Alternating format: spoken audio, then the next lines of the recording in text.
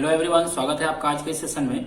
अपने last lecture में बच्चों में आपको सिखा दिया था फ्लूइड स्टैटिक्स हम स्टार्ट किए थे। फ्लूइड स्टैटिक्स में मैंने कुछ अलग अलग तरह के टाइप्स ऑफ फ्लो के बारे में बताया था और इक्वेशन ऑफ कंटिन्यूटी के बारे में आपको बता दिया था। इक्वेशन ऑफ कंटिन्यूटी क्या होता है? A1 V1 equals to A2 V2। जितना ही ज्यादा एरिया ऑफ क्रॉस सेक्शन उतना ही कम वेलोसिटी, जितना ही कम एरिया ऑफ क्रॉस सेक्शन उतना ही ज्यादा वेलोसिटी। ये अपना हो गया था। आज का बच्चों हमारा जो टॉपिक है बहुत ही इंपॉर्टेंट टॉपिक है and that is Bernoulli's principle या बर्नौलीज थ्योरम। तो लिखिएगा सबसे पहले बर्नौलीज थ्योरम।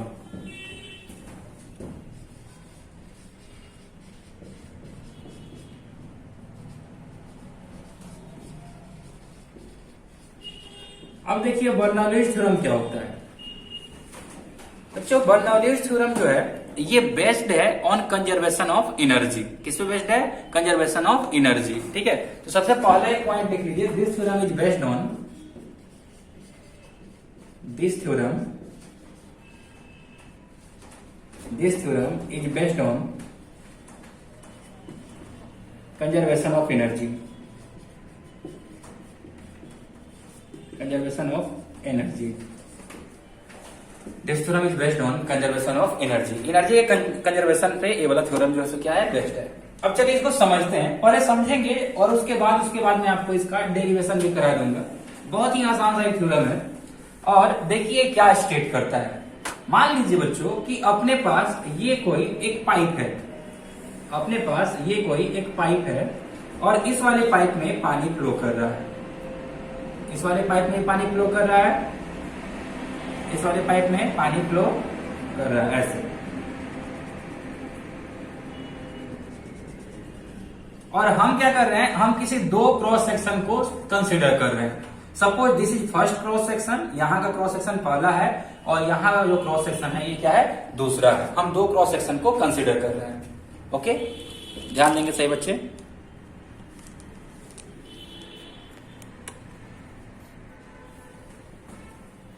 ये मान लीजिए बच्चों दिस इज ग्राउंड, ये क्या है? ये ग्राउंड है।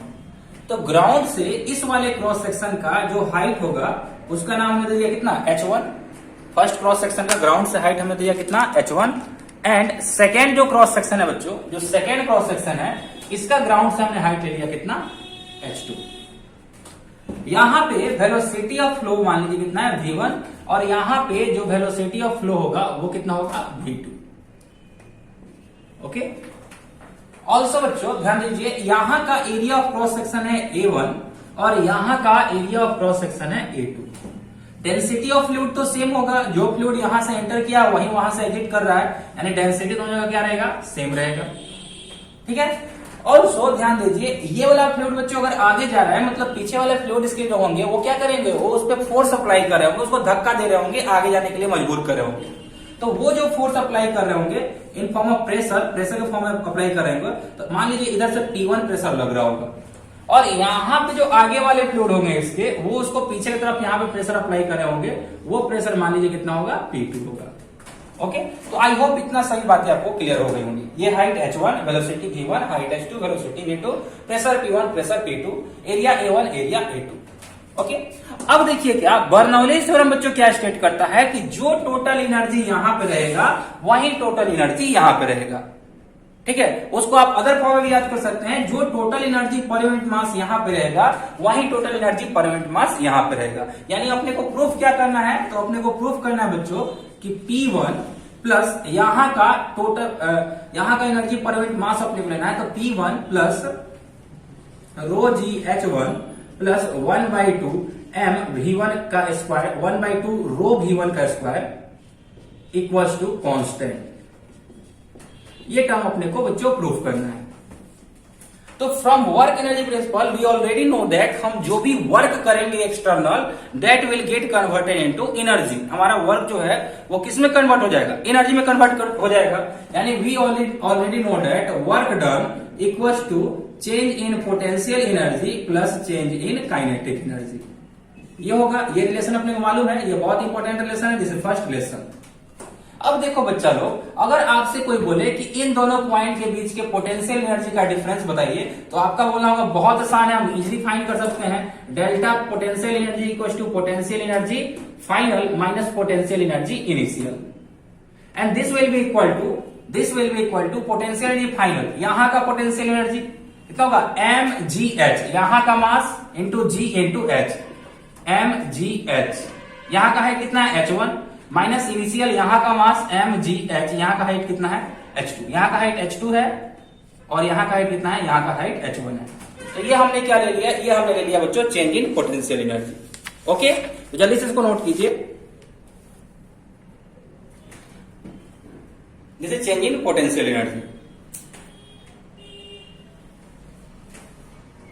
सिमिलरली अगर आपको बच्चों कोई बोले कि change in potential kinetic energy find कीजिए, तो चेंज इन काइनेटिक एनर्जी कितना होगा, change in kinetic energy will be equal to kinetic energy final minus kinetic energy initial. अब फाइनल वेलोसिटी कितना है v1 है, v2 है और इनिशियल वेलोसिटी कितना है v1 है। तो यहां पे हम लोग लिख सकते हैं 1/2m v2 का स्क्वायर माइनस 1/2m v1 का स्क्वायर। सही बच्चे बताएंगे, आई होप आपको ये क्लियर हो रहा होगा। तो चेंज इन पोटेंशियल एनर्जी का रिलेशन आ गया, चेंज इन काइनेटिक एनर्जी का रिलेशन आ गया। क्या हम वर्क का रिलेशन फाइंड कर सकते हैं, टोटल वर्क यहाँ पे जो हुआ है वो हम फाइंड कर सकते हैं? तो आंसर इज यस। इधर में मान लीजिए P1 फोर्स P1 जो प्रेशर है वो इधर की तरफ फोर्स अप्लाई कर रहा है और P2 जो प्रेशर है वो इधर की तरफ फोर्स अप्लाई कर रहा है। यहाँ पे डिस्प्लेसमेंट इधर हो रहा है और यहाँ पे फोर्स तो इधर लग रहा है लेकिन डिस्प्लेसमेंट उधर हो रहा है। मतलब ये बात क्लियर है बच्चों कि ये वाला वर्क जो है सो क्या होगा, पॉजिटिव होगा और वो वाला वर्क क्या होगा, नेगेटिव होगा। तो अगर यहाँ का वर्क W1 है, यहाँ का वर्क W2 है, तो क्या हम W1 एंड W2 फाइंड कर सकते हैं? तो answer is yes, we can very easily find it. देखिए कैसे फाइंड करेंगे बच्चों, अपने को मालूम है कि वर्क इक्वल टू क्या होता है, वर्क इक्वल टू होता है force into displacement. Force equal to क्या होता है, फोर्स इक्वल टू होता है प्रेशर इंटू एरिया। तो यहाँ का प्रेशर P1 और यहाँ का एरिया A1। और डिस्प्लेसमेंट कितना होगा, तो डिस्प्लेसमेंट होगा, मान लो T टाइम हम कंसीडर करते हैं, तो T टाइम में डिस्प्लेसमेंट कितना होगा। तो since fluid is moving with velocity v1, कोई भी ऑब्जेक्ट अगर v1 वेलोसिटी से मूव कर रहा है तो T टाइम में कितना मूव किया होगा, v1 इंटू टी। वैसे ही यहाँ का फ्लूइड अगर v1 से मूव कर रहा है T टाइम में कितना एरिया होगा, v1 इंटू टी। तो डिस्प्लेसमेंट जब हम रखते हैं कितना, v1 इंटू टी, यानी P1 A1 V1 T। This is work done at position 1। Similarly work done at position 2 की बात करेंगे तो ये निगेटिव क्यों आएगा, ऑलरेडी हमने कंसीडर कर लिया है। डिस्प्लेसमेंट फ्लूइड का उधर हो रहा है, प्रेशर इधर लग रहा है, तो ये वर्क क्या है, निगेटिव वर्क। तो ये वर्क निगेटिव आएगा, कितना होगा, तो फोर्स इंटू डिस्प्लेसमेंट। वहां का फोर्स कितना होगा, वहां का फोर्स होगा बच्चों प्रेशर वहां का इंटू एरिया वहां का, यानी P2 into A2। This is force there into वहां का डिस्प्लेसमेंट कितना होगा, वहां का वेलोसिटी इंटू टाइम, वहां का वेलोसिटी है v2 इंटू टी। तो यहां पे बच्चों अगर अपने को फाइंड करना होगा नेट वर्क या टोटल वर्क, तो net work will be equal to W1 plus W2। So simple. तो अगर ये वाला वर्क हम लोग करने चले, W1 प्लस W2 करने चलेंगे, तो देखिए कितना हो जाएगा, this will be equal to P1 A1 V1 T minus P2 A2 V2 T। I hope यहां तक सबको क्लियर हो रहा होगा। अब देखो यहां पे V फॉर क्या, वेलोसिटी, T फॉर क्या, टाइम, A फॉर क्या, एरिया। वेलोसिटी इंटू टाइम से क्या मिलेगा, लेंथ, कितना फ्लूइड का लेंथ जो है वो अगले क्रॉस सेक्शन तक गया है। यानी ये जो टोटल वैल्यू है A1 into V1 into T, इससे अपने को क्या मिल रहा है, तो हम लोग बोल सकते हैं कि इससे बच्चों अपने को मिल रहा है यहां से यहां तक का वॉल्यूम। सिमिलरली ये जो वैल्यू है इससे अपने को क्या मिल रहा है, इससे अपने को मिल रहा है कि टी टाइम में कितना वॉल्यूम ऑफ फ्लूइड जो है सो लीव किया है पाइप को। यहां से मिल रहा है टी टाइम में कितना वॉल्यूम ऑफ फ्लूइड जो है वो एंटर किया है pipe. And we know that density जो होता है वो होता है मास बाई वॉल्यूम। तो यहां से बच्चों हम लोग बोल सकते हैं इन टर्म्स ऑफ मास, अगर इस वाले रिलेशन को हम लोग लिखना चाहें, इन टर्म्स ऑफ मास हम लोग लिखना चाहें, तो mass will be equal to density into volume. Volume अपने पास ऑलरेडी है, अगर बच्चों वॉल्यूम अपने पास ऑलरेडी है, ये टर्म किसके इक्वल है, ये टर्म वॉल्यूम के इक्वल है। तो यहां पे हम लोग इस वाले फॉर्मूले को मॉडिफाई कर सकते हैं। क्या मॉडिफाई कर सकते हैं, ये वॉल्यूम था ना, ये टर्म क्या था, ये टर्म वॉल्यूम था। तो volume can be written as mass by density. तो यहां पे इस वाले फॉर्मूले को रिप्लेस करके लिखा जा सकता है P1, सभी में मास आ रहा था इसलिए हम यहां पे मास ला रहे हैं, P1 m divided by rho. Density दोनों जगह क्या है, फिक्स है, minus P2 m divided by rho. Okay, तो इतना रिलेशन अपना आ चुका है। ओके बच्चों, आई होप आप सबने इतना चीज तो लिख लिया होगा। अब इसके आगे देखिए हम कैसे वर्क प्रोसीड कर रहे हैं। देखिए अब अगर इस वाले रिलेशन के अनुसार चलेंगे तो टोटल वर्क डन ये हो गया कितना, P1m by rho minus P2m by rho is equal to change in potential energy. कितना है चेंज इन पोटेंशियल एनर्जी है mgh2 minus mgh1 plus change in kinetic energy है कितना है 1/2 m v2 square minus 1/2 m v1 square. ठीक है बच्चों, अब देखिए क्या m हम हर जगह कैंसिल कर सकते हैं, तो हाँ हम हर जगह m कैंसिल कर सकते हैं। अब फर्स्ट वाला यहाँ पे जो भी क्वांटिटीज थे उसको एक तरफ लाते हैं, यहाँ वाले क्वांटिटीज को हम दूसरी तरफ लेकर के जाते हैं। जब ये वाला वर्क हम लोग करेंगे तो यहाँ पे है P1 और क्या है यहाँ पे माइनस GH1 इधर है तो इधर लेकर के आएंगे तो प्लस हो जाएगा माइनस GH1 और क्या है और इधर में है माइनस 1/2 v1 स्क्वायर माइनस में है इधर आके प्लस हो जाएगा तो प्लस 1/2 m तो कैंसिल हो गया v1 square. This will be equal to जो इधर है उसको उधर लेके चले जाते हैं, ये माइनस में उधर जाकर प्लस हो गया, कितना हो जाएगा P2 by rho P1 by rho यहाँ पे तक। और क्या है इधर और 2 वाला है GH2 और क्या है इधर और 2 वाला है 1/2 v2 स्क्वायर। यहां पे अपने पास एक ये रिलेशन अभी तक आया है। अब इस रिलेशन को बच्चों आगे हम फिर से क्या कर सकते हैं, फिर से अगर हम हर तरफ डेंसिटी से मल्टीप्लाई करके इस पूरे में अगर बच्चों हम लोग क्या करें डेंसिटी से मल्टीप्लाई करें होल मल्टीप्लाइड बाई रो तो क्या हो जाएगा रो से रो कैंसिल हो जाएगा P1 plus rho GH1 plus 1/2 rho v1 square equals to P2 plus rho GH2 plus 1/2 rho v2 square. ठीक है, तो ये अपने को क्या मिला है, this is called pressure energy per unit volume, this is called potential energy per unit volume and this is called kinetic energy per unit volume. तो अपने को क्या मिला कि किसी भी फ्लूइड में जो कि यहाँ फ्लो कर रहा है यहाँ पे pressure energy per unit volume plus potential energy per unit volume plus kinetic energy per unit volume जो होता है ये क्या होता है, ये कांस्टेंट होता है। या P1 plus rho GH1 plus 1/2 rho v1 square equals to P2 plus rho GH2 plus 1/2 rho v2 square. जल्दी से सही बच्चे पहले इसको नोट कर लेंगे फिर इसके आगे चलते हैं, थोड़ा फास्ट नोट कीजिएगा।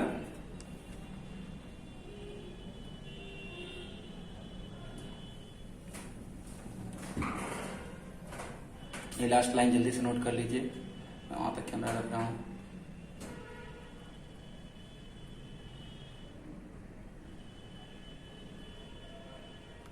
ओके बच्चों, तो यहां तक मेरे ख्याल से आपको अच्छे से क्लियर हो गया होगा। यानी इसके बेसिस पे बर्नौलीज इक्वेशन के बेसिस पे अपने पास यहाँ पे एक रिलेशन आया है। इस रिलेशन को ध्यान से समझिए और इस पे मैं कुछ बातें आपको और बता रहा हूं, बहुत इंटरेस्टिंग फैक्ट्स हैं, जान के आपको अच्छा लगेगा।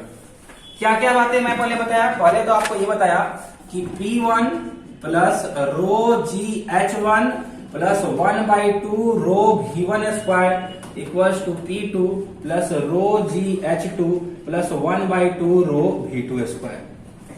ठीक है, ये सभी वैल्यू क्या रहेंगे, ये दो सेक्शन पे हमेशा इक्वल रहेंगे। दो सेक्शन पे इस नेट वैल्यू जो है ये हमेशा क्या रहेगा, किसी भी दो सेक्शन पे हमेशा ये नेट वैल्यू इक्वल रहेगा। तो अगर ये नेट वैल्यू इक्वल रहेगा तो समझिए इसमें इस वाले को क्या बोलते हैं, इसको बोलते हैं pressure energy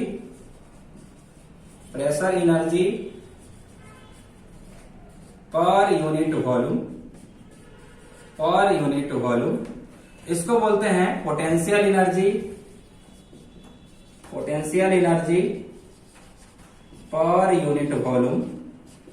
per unit volume और इसको बोलते हैं kinetic energy per unit volume. तो ये रिलेशन अपने पास आ गया। यानी आप किसी भी पाइप के अंदर जब पानी फ्लो हो रहा है या फ्लूइड फ्लो हो रहा है उसके लिए हम लोग क्या बोल सकते हैं, उसके लिए हम लोग बोल सकते हैं potential energy per unit volume plus pressure energy per unit volume plus kinetic energy per unit volume at two different sections will be constant. अब आप सोचिएगा कि इसका एप्लीकेशन क्या क्या है, तो बहुत सारे इसका एप्लीकेशन है बच्चों। कुछ एग्जाम्पल मैं आपको बताता हूं। अभी जैसे आपने देखा होगा कि बारिश के मौसम में जब हम लोग अम्ब्रेला लेके बच्चों निकलते हैं बाहर, छाता लेके निकलते हैं, तो अक्सर थोड़ा सा हवा चलता है और वो छाता क्या होता है, उल्टा हो जाता है। घर से तो हम ऐसा छाता लेकर के निकलते हैं, लेकिन जैसे ही बाहर जाते हैं और थोड़ा सा भी हवा चलता है तो ये छाता जो है, ये छाता बच्चों रिवर्स हो जाता है, उल्टा हो जाता है ये छाता। इसके पीछे का रीजन क्या है? इसके पीछे का रीजन है बच्चों ये बर्नौलीज प्रिंसिपल। अब देखिए बर्नौलीज प्रिंसिपल कैसे इफेक्ट कर रहा है। एक्चुअली हो क्या रहा है कि आप छाता पकड़े हुए हैं, ऊपर का जो एयर है बच्चों ये क्या कर रहा है, ये बहुत हाई वेलोसिटी से मूव कर रहा है, और छाता के अंदर क्या है, डोम टाइप का बना हुआ है, खाली स्पेस है, उसमें कुछ ना कुछ एयर क्या होगा, कुछ ना कुछ एयर कैप्चर्ड हो गया होगा। तो छाता के अंदर के जो एयर हैं जस्ट उसके नीचे, वो सभी क्या है, वो सभी रेस्ट पे हैं या फिर बहुत धीरे धीरे मूव कर रहे हैं, जबकि ऊपर वाले जो एयर हैं वो हाई स्पीड से मूव कर रहे हैं। यानी इन दो क्रॉस सेक्शन को बच्चों हम कंसीडर करेंगे, छाता के जस्ट ऊपर और छाता के जस्ट नीचे। तो यहां का वेलोसिटी हाई है, तो यहां का kinetic energy per unit volume क्या है, ज्यादा है, और यहां का kinetic energy per unit volume क्या है, कम है। मान लो ये ग्राउंड है, तो जितना हाइट इस वाले पॉइंट का ऑलमोस्ट उतना ही हाइट उसके ऊपर वाले पॉइंट का, छाता के नीचे वाले पॉइंट का और छाता के जस्ट ऊपर वाले पॉइंट का हाइट क्या है ग्राउंड से, ऑलमोस्ट सेम है। यानी जितना ये है उतना ही ये है। इन तीनों का एडिशन इक्वल होना चाहिए था, ये दोनों आपस में इक्वल हो गए, ये बहुत ज्यादा है, ये बहुत कम है। तो नेट वैल्यू को इक्वल करने के लिए इसको कम होना पड़ेगा और इसको बहुत ही ज्यादा होना पड़ेगा। यानी बच्चों छाता के अंदर जो है वो प्रेशर बहुत हाई है और छाता के ऊपर प्रेशर क्या है, बहुत लो है। और किसी भी ऑब्जेक्ट को जब हम छोड़ देंगे तो कहां जाएगा, वो जाएगा हाई प्रेशर से लो प्रेशर की तरफ। तो सिंस अंदर प्रेशर बहुत ज्यादा था, ऊपर प्रेशर बहुत कम था, इसलिए छाता क्या होगा, ऊपर की तरफ फोर्स एक्सपीरियंस करेगा, और जब ये ऊपर की तरफ फोर्स एक्सपीरियंस करेगा तो छाता उल्टा हो जाएगा। ठीक है, और ये जो छाता का उल्टा हो है ना, ये आपके दिमाग में बहुत सारा कॉन्सेप्ट क्लिक करवाना चाहिए। आप समझिए कि जब अब बाइक पे कोई छाता लेकर के बैठ जाइए, बाइक पे पीछे आगे अपने दोस्त को बोलिए बाइक ड्राइव करने के लिए, और पीछे आप छाता लेकर बैठ जाइए, आपको मालूम चलेगा छाता जो है ना आपको ऊपर लिफ्ट कर रहा है। अगर बहुत स्ट्रॉन्ग अम्ब्रेला रहेगा तो मालूम चलेगा आपको ऊपर वो लिफ्ट कर रहा है। ऐसा ही कुछ डिजाइन होता है किसका, एरोप्लेन के विंग का। उसके अंदर भी क्या होता है, उसके अंदर दो विंग जो निकले होते हैं बच्चों, वो अंदर से ऐसे क्या होते हैं, अंदर से उसमें गैप होता है, इधर भी गैप होता है, ऐसे दो विंग जो निकले रहेंगे उनके बीच में गैप होगा। अब उस गैप में क्या है, उस गैप में एयर जो है वो रेस्ट पे है, कैप्चर्ड है, और जब बहुत स्पीड से, बहुत ज्यादा स्पीड से एरोप्लेन आगे मूव करेगा तो ऊपर का एयर तो वेलोसिटी में है, हाई वेलोसिटी से मूव कर रहा है, नीचे का एयर रेस्ट पे है, पोटेंशियल हेड ऑलमोस्ट दोनों जगह का इक्वल, तो प्रेशर नीचे बहुत ज्यादा, प्रेशर ऊपर कम, क्या मिलता है, ऊपर की तरफ एक फोर्स मिलता है जो कि एरोप्लेन को क्या करता है, लिफ्ट कर लेता है। आपने देखा होगा ये भी चीज कि कहीं पे भी अगर बहुत तेज तूफान आता है, ऐसा होता है ना, कौन से रीजन में, कोस्टल रीजन में अक्सर तूफान आते रहते हैं, तो तूफान के बाद वहां का वीडियो दिखाया जाता है। जब वीडियो दिखाया जाता है न्यूज चैनल पे, वहां का दिखाया जाता है ना, बहुत सारे रिपोर्टर जाते हैं वहां का, दिखाते हैं सब कुछ, तो उसमें अक्सर ये दिखाया जाता है छत जो है, जो टीन वाले छत होते हैं वो बहुत तेजी से उड़ते हैं ऊपर, अचानक दीवार नहीं गिर रहा है लेकिन छत जरूर उड़ जा रहा है। आपने सोचा है कि दीवार नहीं गिर रहा है लेकिन छत के उड़ जाने के पीछे क्या रीजन है? देखिए, ये मान लीजिए ये ऐसा कोई किसी का घर बना हुआ है, ऊपर जो है बहुत तेज से क्या हो रहा है, बहुत तेज से विंड ब्लो कर रहा है, यानी ऊपर का kinetic energy per unit volume क्या है, बहुत ज्यादा है, नीचे का kinetic energy per unit volume क्या है, बहुत कम है, अंदर के रूम का एयर क्या है, स्टेशनरी है, रुका हुआ है। इस वाले पॉइंट को कंसीडर करेंगे तो ग्राउंड से ऑलमोस्ट जितना हाइट पे ये है उतना ही हाइट पे इसके ऊपर वाला पॉइंट भी है, यानी potential energy per unit volume rho g h one जितना यहाँ पे है उतना ही रो जी H2 यहाँ पे है। इन दोनों का वैल्यू ऑलमोस्ट इक्वल है। अब तीसरा क्वांटिटी क्या बचा, प्रेशर। यहाँ का प्रेशर P1, यहाँ का प्रेशर P2। ये बोला इन तीनों का एडिशन और इन तीनों का एडिशन इक्वल होगा, कौन बताया? बर्नौली ने बताया। बहुत बढ़िया चीज बताया। ये दोनों आपस में इक्वल आ गए, बहुत बढ़िया। ये बहुत ज्यादा है, ये बहुत कम है। अब अगर ये बच्चों बहुत ज्यादा है, ये अगर बहुत कम है, तो उसके बेसिस पे हम क्या बोल सकते हैं? इन दोनों को नेट सम को इक्वल करने के लिए इस वाले वैल्यू को बहुत ज्यादा होना पड़ेगा और इस वाले वैल्यू को बहुत कम होना पड़ेगा। यानी अंदर में जो प्रेशर होगा वो बहुत ज्यादा बढ़ जाएगा। ऊपर का प्रेशर ऑलमोस्ट क्या है? बहुत कम हो गया है। इसलिए जो भी आपका वहां पे क्या होता है, टीन का जो भी छत होता है वो क्या होता है? वो उड़ जाता है हवा में। ठीक है, तो दिस इज ऑल्सो रीजन।